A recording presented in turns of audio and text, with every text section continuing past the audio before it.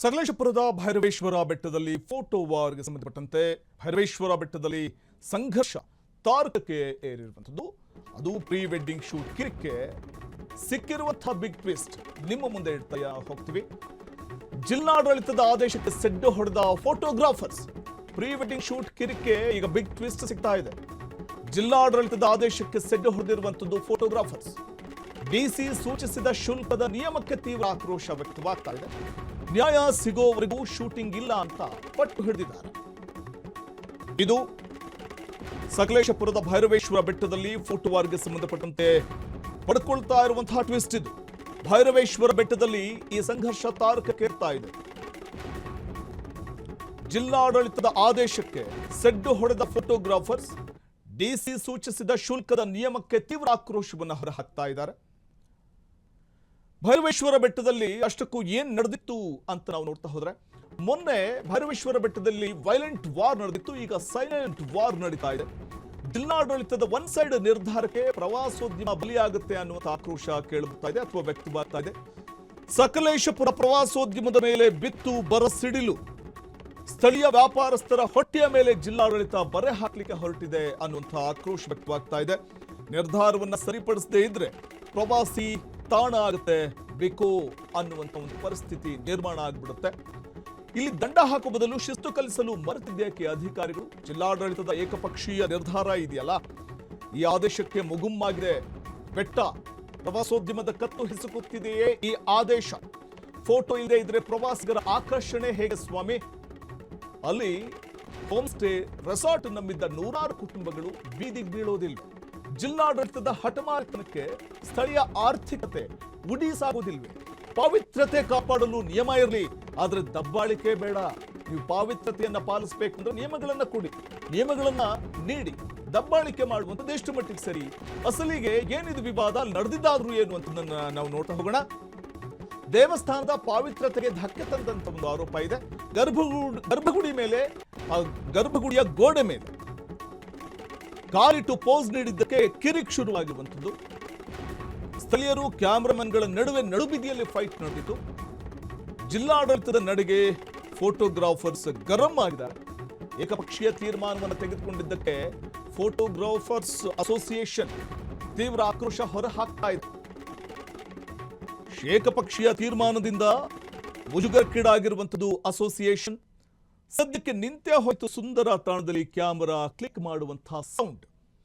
ಗರ್ಭಗುಡಿ ಮೇಲೆ ಕಾಲಿಟ್ಟು ಪೋಸ್ ಕೊಟ್ಟಿದ್ದಂಥ ವಿಚಾರ ತೀವ್ರ ಚರ್ಚೆಗೆ ಕಾರಣವಾಗಿತ್ತು.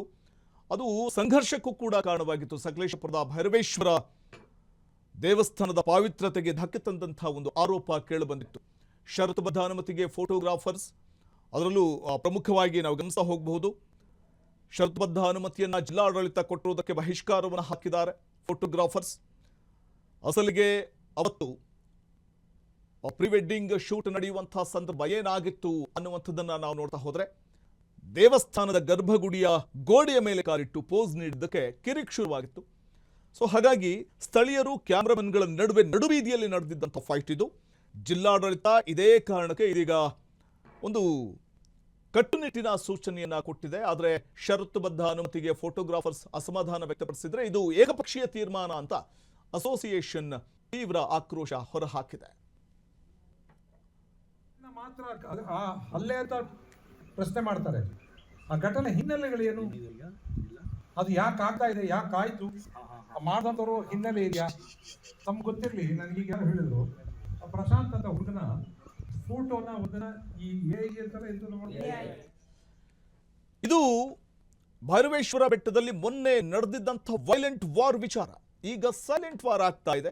ಜಿಲ್ಲಾಡಳಿತದ ಒನ್ ಸೈಡ್ ನಿರ್ಧಾರಕ್ಕೆ ಪ್ರವಾಸೋದ್ಯಮ ಬಲಿಯಾಗುತ್ತೆ ಅನ್ನುವಂಥ ಒಂದು ಅಸಮಾಧಾನ ಕೇಳಿ ಬರ್ತಾ ಇದೆ.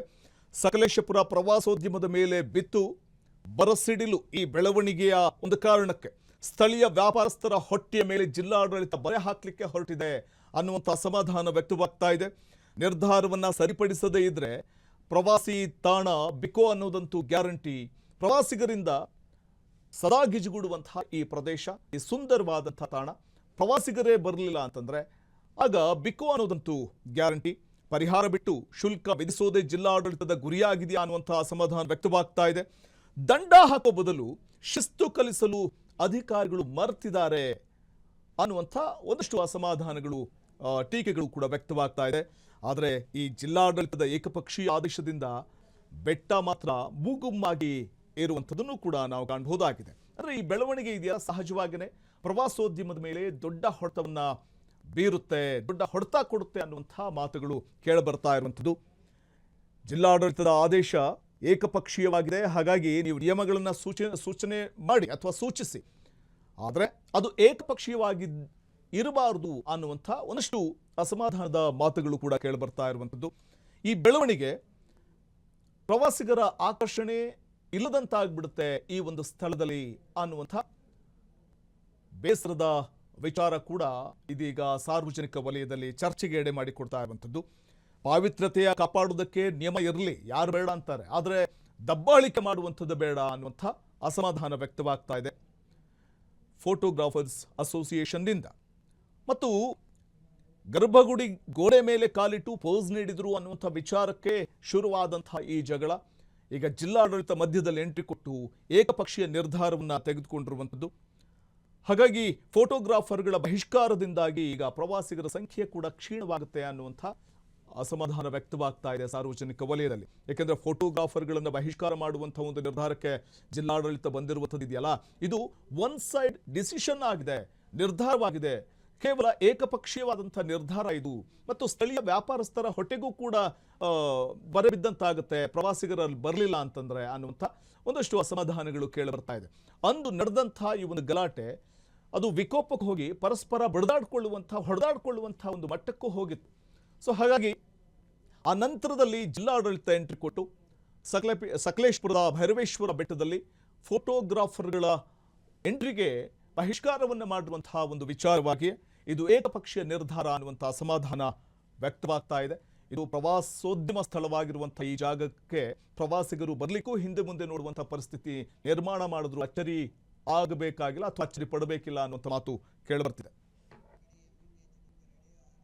ಕ್ಷಣ ಕ್ಷಣದ ಸುದ್ದಿಗಳಿಗಾಗಿ ಫ್ರೀಡಂ ಟಿವಿ ಸಬ್ಸ್ಕ್ರೈಬ್ ಮಾಡಿ, ಲೈಕ್ ಮಾಡಿ ಹಾಗೂ ಫಾಲೋ ಮಾಡಿ. ಹೊಸ ಸುದ್ದಿಗಳ ನೋಟಿಫಿಕೇಶನ್ಗಾಗಿ ಬೆಲ್ ಐಕಾನ್ ಮೇಲೆ ಕ್ಲಿಕ್ ಮಾಡಿ.